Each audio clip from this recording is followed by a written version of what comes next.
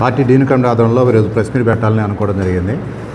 ఈ ప్రెస్ మీట్లో పార్టీ జిల్లా కమిటీ సభ్యులు ఎంఏ జబ్బార్ గారు, అట్లనే మీరా సాహెబ్ గారు, హవేలీ సెక్రటరీ దొంగల తిరుపతిరావు,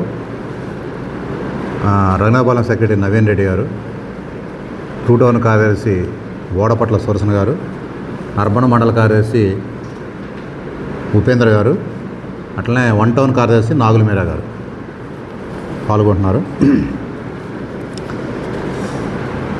సిపిఎం పార్టీ ఖమ్మం డీన్ కమిటీ ఆధ్వర్యంలో 17వ తారీఖు నాడు ముట్టడి చేయాలని చెప్పేసి అనుకోవడం జరిగింది.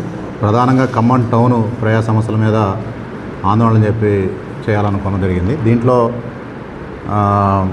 గత కొద్ది రోజులుగా సిపిఎం పార్టీ ఖమ్మం డీన్ కమిటీ ఆధ్వర్యంలో ఉన్న ఖమ్మం టౌన్ ఉన్న 60 డివిజన్స్లో మొత్తం 60 దళాలు ఏర్పాటు చేసుకొని ప్రజా సమస్యల మీద మేము సర్వే చేయడం జరిగింది. ఈ సర్వేలో ఖమ్మం పట్టణంలో ప్రజల్లో గవర్నమెంట్ ఇచ్చిన ఏదైతే ఉన్నాయో హామీలు వాటి పట్ల బాగా అసంతృప్తిగా ఉన్నారు. ఈ నేపథ్యంలో ఈ హామీలని తక్షణమే ప్రభుత్వ యంత్రాంగం రేవంత్ రెడ్డి ఏదైతే ప్రభుత్వం ఇచ్చిందో వాటిని అమలుపరచాలి. అలాగే ఖమ్మం పట్టణంలో ఉన్న మౌలిక సౌకర్యాల విషయంలో కూడా జిల్లా మంత్రి గారు స్పందించి వాటి మీద చర్యలు తీసుకొని వాటిని కూడా పరిష్కారం చేయాలని చెప్పేసి ఈ సర్వే సందర్భంగా చాలా విషయాలు మా దృష్టికి వచ్చినాయి. దాంట్లో ప్రధానమైన కొన్ని విషయాలకు సంబంధించి ఇంటి స్థలాలు ఒకటి ఖమ్మం నగరంలో దాదాపుగా ఒక 25,000 మంది వరకు కూడా అర్హులుగా 25,000 మంది ఉన్నారు. వాళ్ళందరికీ తక్షణం ఇంటి స్థలాలు ఇవ్వాలని చెప్పేసి ఈ సందర్భంగా ప్రభుత్వం డిమాండ్ చేస్తున్నాం. ఇంటి స్థలాల సంబంధించిన విషయంలో గత ప్రభుత్వం బీఆర్ఎస్ అధికారంలో అప్పుడు కూడా అజయ్ గారు డబుల్ బెడ్రూమ్ ఇల్లు ఇస్తామని చెప్పేసి హామీ ఇచ్చారు. తీరా ఆ డబుల్ బెడ్రూమ్ ఇళ్ళు కేవలం 4,500 మాత్రమే ఇచ్చారు. అర్హుల సంఖ్య 20 నుంచి 25,000 మంది ఉన్నారు. ఆ ప్రభుత్వం అన్యాయం చేసిపోయింది. మళ్ళీ ఈ కొత్త ప్రభుత్వం కూడా మేము అధికారంలోకి వచ్చిన తర్వాత అర్హులందరికీ ఇంటి స్థలాలు ఇస్తామని చెప్పారు. ఈ ప్రభుత్వం వచ్చిన తర్వాత కొంత దాని స్కీమ్ మార్చి ఇంద్రమ్మ పథకం అని చెప్పేసి 5 లక్షల రూపాయలు లోను అట్లా ఇంటి స్థలం కూడా ఇస్తామని చెప్పారు. కానీ గవర్నమెంట్ వచ్చి దాదాపు సంవత్సరం అయింది. తుమ్మల నాగేశ్వర గారు కూడా పలు సందర్భాల్లో నగరంలో చాలామంది వివిధ చోట్ల నుంచి వచ్చి చదువుల కోసం అయితేనే ఇతర వృత్తుల కోసం వచ్చి ఖమ్మం పట్టణంలో జీవనం కొనసాగిస్తున్నారు. వాళ్ళకి ఇంటి స్థలాలు ఇస్తామని చెప్పారు. కానీ ఇంతవరకు ఇంటి స్థలాలు ఇవ్వలేదు. ఇంటి స్థలాలకు సంబంధించి ప్రభుత్వం గతంలో కానీ ఇప్పుడు కానీ మంత్రులు వాళ్ళ మాటలు కేవలం హామీల లెక్కనే ఉంటున్నాయి.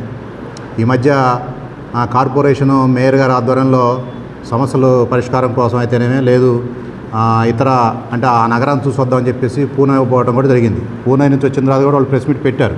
పూణే నగరం ఏ విధంగా అభివృద్ధి చేస్తామని చెప్పారు. ఖమ్మం నగరాన్ని కూడా అభివృద్ధి చేస్తామని చెప్పారు. మరి పూణే నగరంలో అభివృద్ధిగా వాళ్ళు చెప్పిన అంశాలు ఏంటంటే ఒకటి అక్కడ పూణేలో డంపింగ్ యార్డు వ్యవస్థ సరిగ్గా ఉందని, అట్లా అండర్ డ్రైనేజ్ వ్యవస్థ సరిగ్గా ఉందని, అక్కడ సౌకర్యాలు ఏర్పాటు చేయడంలో అక్కడ లోకల్ పాలకవర్గం సక్సెస్ అయిందని చెప్పారు. వాళ్ళు చూసి వచ్చిన తర్వాత ఏదైతే వాళ్ళు చెప్పారో దాని ఆచరణలో అమలు పెట్టాలని మా డిమాండ్.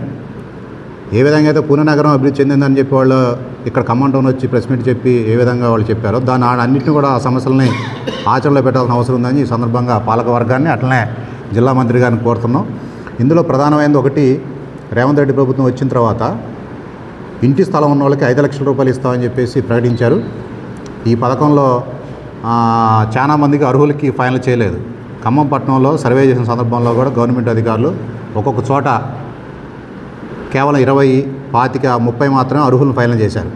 కానీ ఒక్కొక్క డివిజన్లో దాదాపుగా 150 నుంచి 200 మంది వరకు కూడా అర్హులు ఉన్నారు. వాళ్ళందరినీ కూడా తక్షణమే అర్హులందరూ కూడా 5 లక్షల రూపాయలు ఇవ్వాలని డిమాండ్.